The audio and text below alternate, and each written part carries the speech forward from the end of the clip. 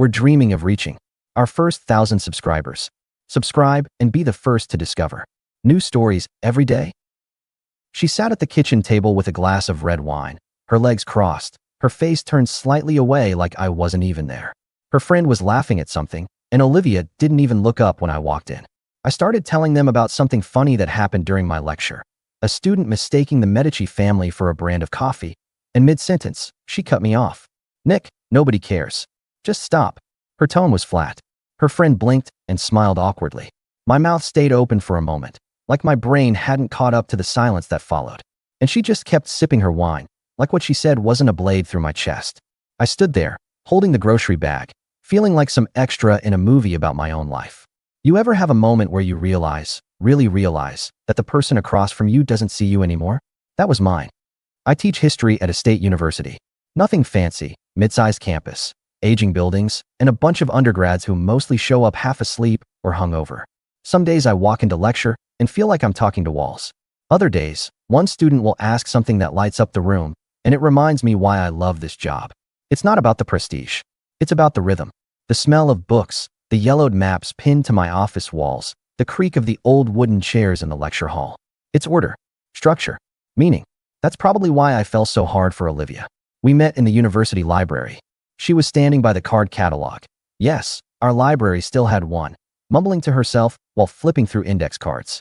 Her red hair was falling out of a messy bun, and she looked completely absorbed in her mission. I was looking for an old Renaissance volume, something niche, and I offered to help her dig.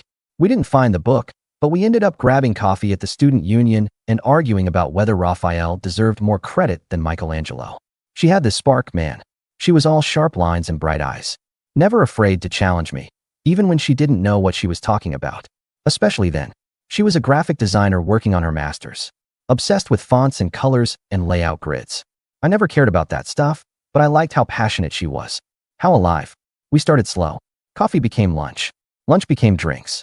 Drinks turned into her falling asleep with her head on my chest while I read her passages from old history texts. We moved in together a year later. One-bedroom apartment not far from campus. Tiny kitchen, slanted floors, heating that made weird noises in the winter. But it was ours. She used to call me her professor in this teasing tone. Once, she sketched me in my old sweater, buried in books, holding a chipped mug of tea. She pinned it on our wall above the desk and kissed me on the forehead.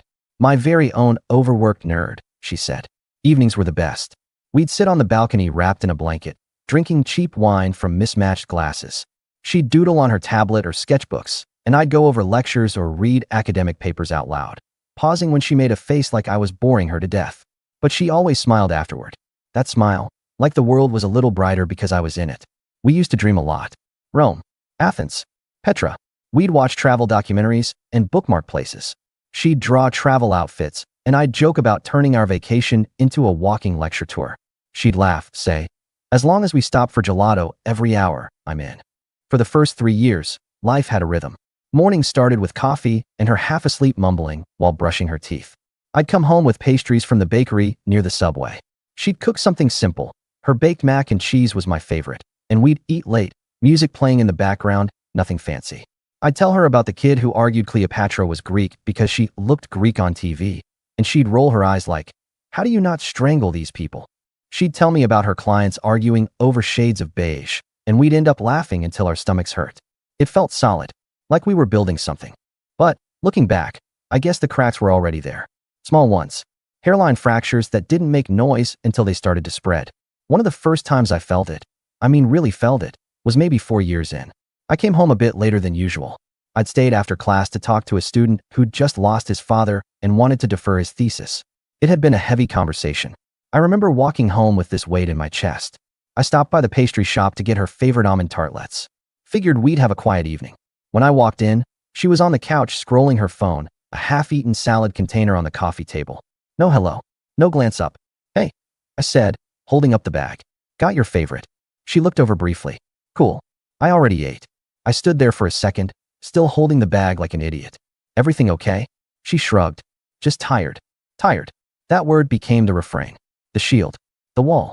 She stopped cooking. Stopped joining me on the balcony. The wine glasses gathered dust. The sketchbook she once carried everywhere sat untouched on the desk. Our conversations became one-word check-ins. Fine. Busy. Later. At first, I thought it was work stress. She had a few nightmare clients, deadlines piling up. I offered to help. Bring her coffee, order takeout, run errands. Anything. But every gesture was met with indifference. Some nights I'd reach for her in bed, and she'd roll away. Not now, she'd mumble. I'm just not in the mood. Weeks passed. Then months. You ever lie awake next to someone and feel lonelier than if you were completely alone? Yeah, that. I started questioning everything. Was I boring her? Was I too routine? Too wrapped up in my work? I tried to mix it up, planned a weekend away, booked a hotel near the lake. She agreed at first, then backed out last minute. Too much going on. You go. I need a quiet weekend. So I went alone. Sat by the water with a notebook and tried to write something, anything, to take my mind off the growing silence between us. When I got back, she didn't even ask how it went. Then came the little dismissals. Why do you always talk about your students? Can't we just watch something? You read too much. Seriously, do you ever stop? One night, I brought up Rome again, remembering how we used to talk about walking the ruins at sunset. She rolled her eyes and said, "You and your ruins. You're obsessed with dead things." It stung, but I laughed it off. That's what you do, right? You tell yourself it's a phase, a slump, a rough patch. People change. Life gets messy. You hang in. Because the alternative is admitting it's not working. And I wasn't ready to admit that. Not yet. The first real slap in the face, the moment that made me stop pretending, came one evening after a long day of back-to-back lectures. I was drained. Hadn't eaten. I picked up some wine, grabbed her favorite soup from that little cafe by the station. Thought we could sit down and just reconnect. When I walked in, Olivia was at the table with her friend Kara. They were halfway through a bottle of red, laughing. I smiled, told them about some dumb thing a student did, just trying to be part of the evening. That's when she shut me down. Cold. Nick, nobody cares. The silence after that? Deafening. I remember the sound of the wine bottle hitting the counter as I set it down. The slow burn crawling up my neck. Her friend looking anywhere but at me. I didn't yell. Didn't slam anything. I just stood there, realizing I'd become a ghost in my own home. I went into the bedroom, closed the door, and sat in the dark, listening to their laughter carry on like I didn't exist. I'll stop here for now. There's more. A lot more. But that was the beginning of the end, even if I didn't know it then. You ever catch yourself holding on to a version of someone that doesn't exist anymore? Yeah, me too. The shift didn't happen all at once. It was like someone turning a dimmer switch, barely noticeable at first, until suddenly the room's dark and you're wondering how long you've been sitting in the shadows. After that night with Kara, I started paying attention more. Little things. She stopped looking up when I came home. Stopped asking how my day was. Stopped touching me. Not in a dramatic way. Just like I wasn't someone she needed to touch anymore. Even accidental brushes of the hand were gone. I'd hand her a coffee mug and her fingers would avoid mine like it was a reflex. And I don't know what's worse, being yelled at or being ignored. You can yell back. You can't fight silence. I tried asking her once. Liv, are we okay? She didn't even pause her scrolling. We're fine. What? I don't know. You feel distant. She gave this tiny, tired sigh. I'm just busy, Nick. Don't read into everything. Busy. Another word on the list. Busy. Tired. Later. But never. Let's talk. Never. I miss you. Never. Help me understand. I found myself overcompensating. Started cooking more. Leaving little notes. Buying flowers, even though she always said they were a waste of money. I'd text her during the day just to check in. Most of the time she didn't reply. When she did, it was short. Me. Thinking of you. Want to do Thai tonight? Her, whatever. Me. You okay? Her, yep. There were no emojis. No warmth. No Olivia. I brought it up again one Sunday morning while she was making coffee. I asked if she wanted to take a walk, just the two of us. It was sunny, crisp air, that kind of day where everything smells like leaves and distant barbecue smoke. She shook her head. I have stuff to do.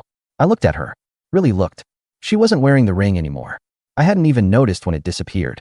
Did you take off your ring? She blinked. Huh, your wedding band. You're not wearing it. She looked down at her hand like it was a stranger's. Oh yeah? It was snagging on my sweater. Meant to put it back. But she never did. And I stopped asking. My office at the university became my safe place. I started spending more time there, grading, prepping, pretending to be busy.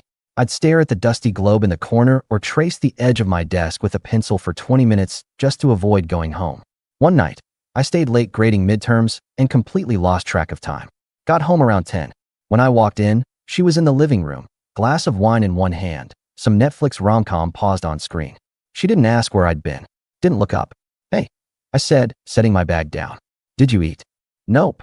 Want me to make something? No thanks. I'm good. She didn't look at me once. So I heated up leftovers, ate standing at the counter in silence, and went to bed without saying another word. That became the new normal. I'd wake up. She'd already be gone or in the shower with the door locked. I'd come home. She'd be on her phone or out with friends. No fights. No drama. Just a constant, low-grade rejection humming in the background like a broken fridge. It was exhausting. One night I got home and saw her by the window talking on the phone. Her voice was different. Softer. She laughed. The way she used to laugh with me. She didn't know I was there yet. I didn't hear a name. Just her saying, "No, I can't tonight, maybe later this week." Yeah, I'd like that. When she turned and saw me, she flinched like I'd startled her. "Who was that?" I asked, trying to keep my voice even. "Just a friend." "What kind of friend?" She shrugged. "Just someone from my design group." There was something in her tone. Not defensive. Not guilty. Just bored. Like the question itself was beneath her. "You've been out a lot lately." So, I barely see you anymore." She gave this smirk. Maybe that's not such a bad thing. That was the first time I actually had to walk out of the room just to stop myself from saying something I couldn't take back. I went for a walk. No jacket. Just my hoodie and the sound of my sneakers hitting the sidewalk too hard. I passed the bakery we used to love, the old record shop we dig through on weekends. Everything looked the same. Except me.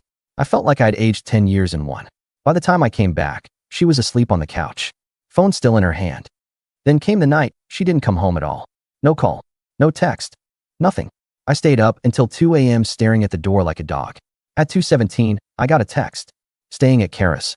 Don't wait up." No explanation. No apology. I didn't respond. The next morning she came back like nothing happened, tossed her keys on the counter, poured a glass of orange juice, and started flipping through a magazine. "Morning," she said like we were roommates. I stared at her. "You really think this is okay?" "What?" "You disappearing. Not calling. Just vanishing for a night. I told you where I was. At 2 in the morning. She rolled her eyes. "God, Nick. Why do you have to make everything so dramatic?" That was her word for me. Dramatic. Overthinking. Pressuring. "You don't talk to me," I said. "You don't look at me. You don't sleep next to me. But I'm the problem." She put the juice down hard enough to splash. "You smother me." That word hit different. Smother. As if caring was suffocating her. "I can't breathe around you anymore," she added, her voice rising now. "You're always there, hovering, needing something. I need space." "Then take it," I said, quieter than I expected. She blinked. "What? If you need space so badly, take it. I'm not chasing you." That was the first time I saw uncertainty in her eyes. Not guilt. Not regret. Just confusion. Like she didn't expect me to stop begging. She left the apartment again that night. Said she needed a break. Not forever, just some time. Didn't say when she'd be back. Didn't pack much. Just a bag and her charger. I sat on the bed afterward, staring at the spot where her sketchbook used to be. The ring she never put back was still missing. A week passed. Then 2. She didn't come back. We texted a few times. Cold, clipped messages. Then one night, I stopped by her friend Marissa's place. Olivia had left some art supplies there, and I offered to grab them. Marissa opened the door wearing one of those oversized cardigans that looked like it belonged to a yoga retreat. She smiled like she knew something I didn't. "You okay?" she asked. I shrugged. "Sure. Just here for Liv's stuff."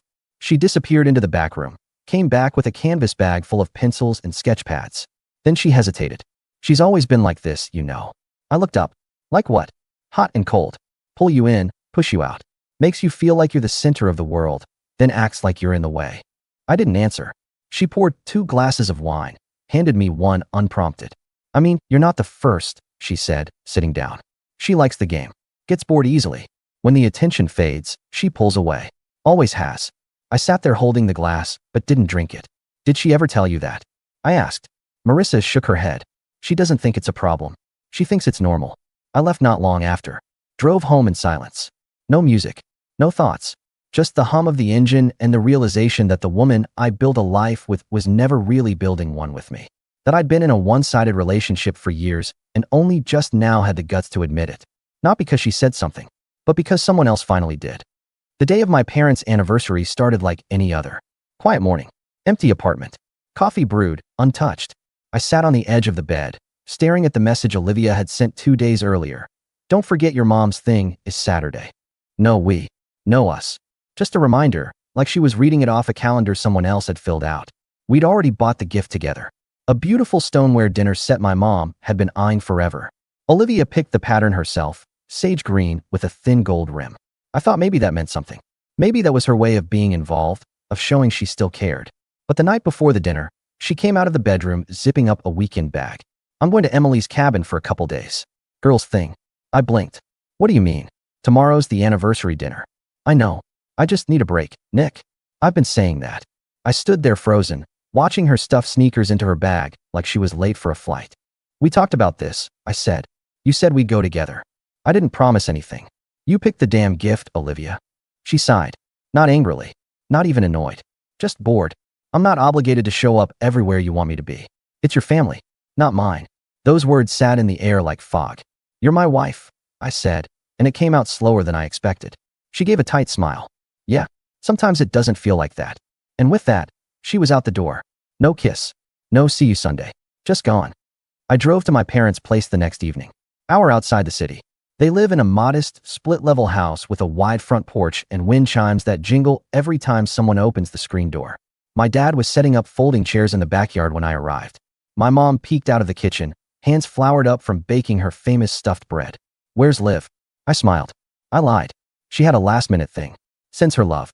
My mom nodded, disappointed but polite enough not to press. The evening rolled on. My cousins told the same dumb jokes. My uncle fell asleep in the recliner before dessert. My dad poured wine, made a toast, kissed my mom's hand in front of everyone. 30 years. 30 years of shared dinners, inside jokes, disagreements that didn't turn into disappearances. I looked around at all of them laughing and eating and telling stories, and I realized I was the only one faking it. I checked my phone once. A single text. All good. Cabin's cute. Enjoy the dinner. No photo. No heart emoji. Not even my name. Just nothing. I got home that night close to midnight. Her keys weren't on the hook. No coat on the rack. Just her sketchbook on the shelf gathering dust like it had for months. I poured myself a glass of water and sat in the armchair facing the wall where she'd pinned the portrait of me. Me in that sweater, holding a mug, surrounded by books. It used to make me feel seen. Now it felt like a relic. I turned the frame around. Didn't take it down. Didn't rip it. Just turned it around so I didn't have to look at it anymore. She came back Sunday evening. The bag hit the floor, her jacket tossed carelessly on the armrest. Hey, she said casually, walking to the kitchen like she'd run to the store. I didn't respond. She looked over. What's up? Did you have fun? I asked, still sitting. She nodded. Yeah, it was nice. Quiet. I let that sit. Then I said it. You didn't even ask how it went. She turned slowly. What? The dinner. My parents. The thing you bailed on. You didn't ask how it went. She tilted her head. I figured it was fine. I stood up. Not fast. Not aggressive. Just enough. You didn't call. You didn't text until late. You didn't even say sorry. She crossed her arms.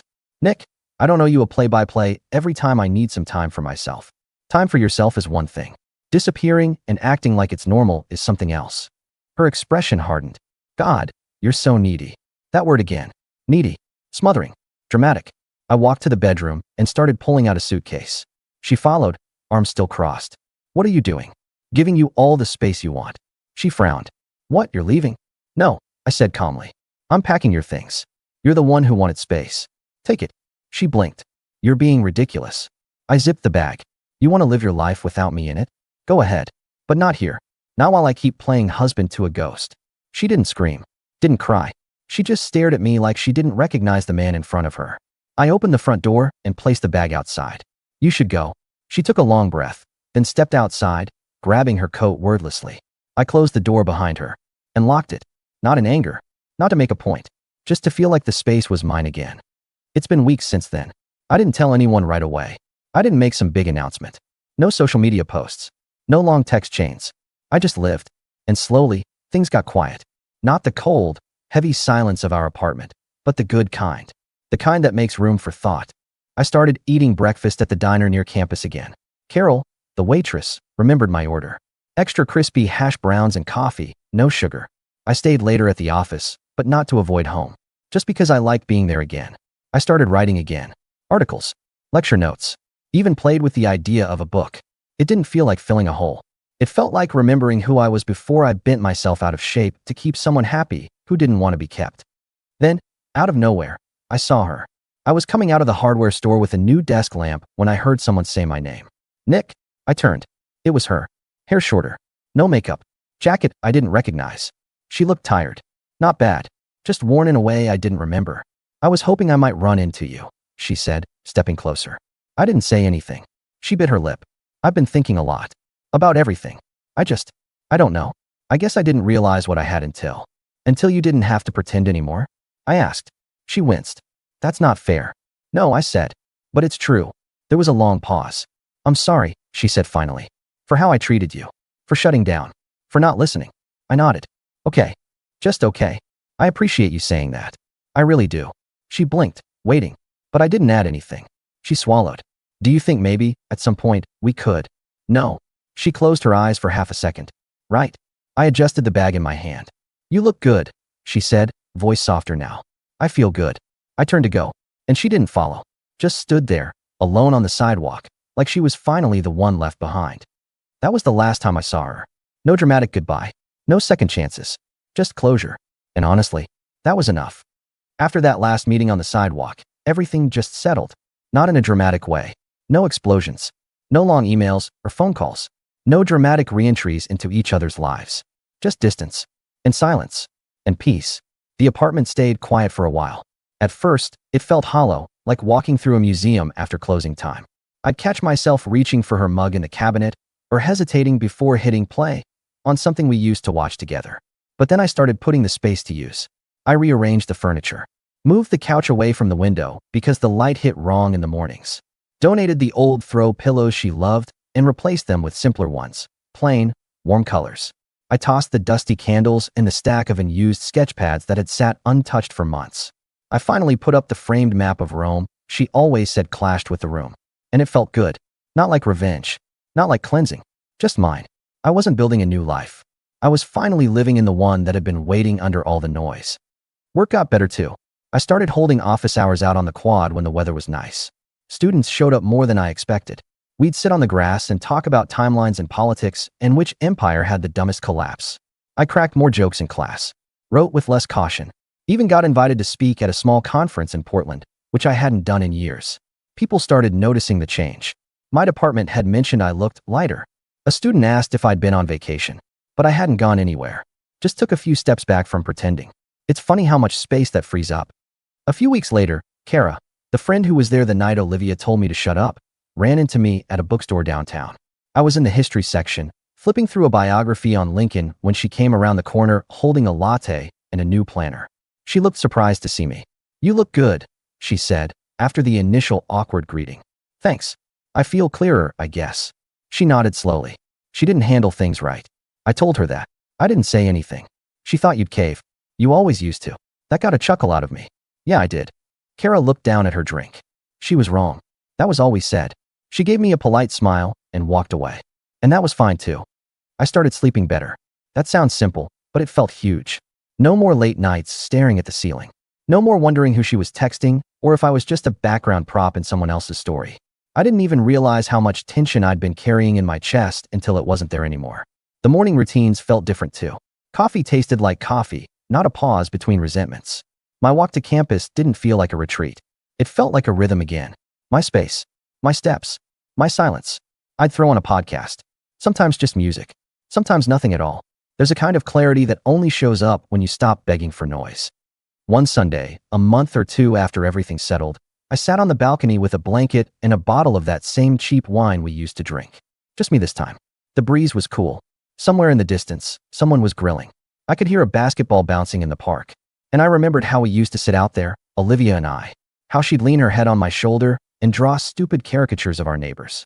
How I used to read passages from my lectures while she fake snored for effect. It wasn't bitterness I felt. Not even regret. Just the softness of an old memory. Like seeing your childhood bedroom in a photo. Familiar, but not something you'd want to move back into. I took a sip of wine and smiled to myself. That part of my life existed. It mattered, but it was done. A few weeks after that, the papers were finalized. No fight. No lawyers. No list of who gets what. Just two people signing off on a life that had already been over for a while. She didn't come to drop them off. Just sent them through a courier. A thin man with a clipboard and a tired smile. I signed them at the kitchen table. Fed the guy a cup of coffee while he waited. Then I went out and bought myself a new desk chair. One that didn't squeak. One she didn't pick. Small thing. But it felt like drawing a line. I think the hardest part about moving on isn't the big moments. It's the quiet ones. Walking past a bakery and remembering she liked their lemon bars. Seeing someone in a red coat and thinking, for half a second, it's her. Reaching for your phone when something funny happens and realizing there's no one to send it to anymore. But then you realize something else. You're okay anyway. You laugh by yourself. You eat the damn lemon bar. You keep walking. And the world doesn't end. It just gets simpler. One night, I met up with an old friend from grad school, Ben. He teaches at another college a few towns over. We hadn't seen each other in years. We sat at a bar, had a couple beers, caught up on mutual colleagues and campus gossip. At one point, he leaned back and said, "So, you divorced now, huh?" I nodded. "Yeah." He raised his glass. "To peace." I clinked his glass. "To peace." Then he asked, "You dating again?" I shrugged. "Not really. Not ready." "No," I said. "Just not rushing." He nodded like he got it. Because he did. We didn't need to spell it out. The weirdest part? I don't hate her. I don't wish her harm. Don't fantasize about getting even or proving her wrong. I just hope she figures herself out. Whatever that means. Because the version of her I loved? She's gone. Maybe she was never really there the way I thought. Maybe she changed. Maybe I did. Doesn't matter anymore. What matters is, I stopped pretending. I stopped living in limbo. And I started living for real again. So, if you're still here, listening to all this, maybe you're going through something similar. Maybe you're staring at someone who looks like a stranger, wondering where the hell the warmth went. Maybe you're stuck in that space between leaving and holding on. I don't have advice. But I'll say this. You'll know when it's time. Not because someone tells you. Not because they push you to the edge. But because, one day, you'll realize you've already let go. You're just waiting to catch up to the truth. And when you do, it's quieter. It's lonelier, sure. But it's real. And that's something. That's everything. Thanks for hearing me out.